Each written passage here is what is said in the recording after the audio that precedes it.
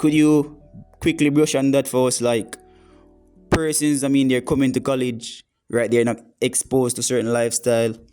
For example, you're free now, you're able to go out, come in, go to parties.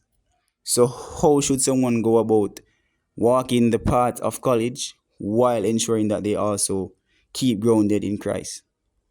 There is nothing like total freedom, and people need to know that whatsoever you do, there Yes. are always end products. Yes. So once you come to college and you came in as a Christian, I believe that you should also live as a believer.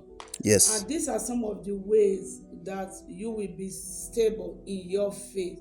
As you come in, look for a Christian body. We have a lot of organizations, even here at Church Teachers College and universities too. Yes. So remember, disperse not the assemblies of the believer. So once you integrate yourself into these fellowships, I believe that you will be empowered. Remember, iron sharpens iron. So you Yes. can't just leave yourself to become vulnerable.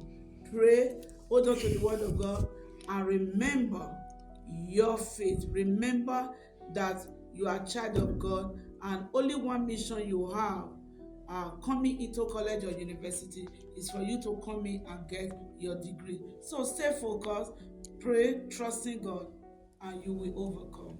Good.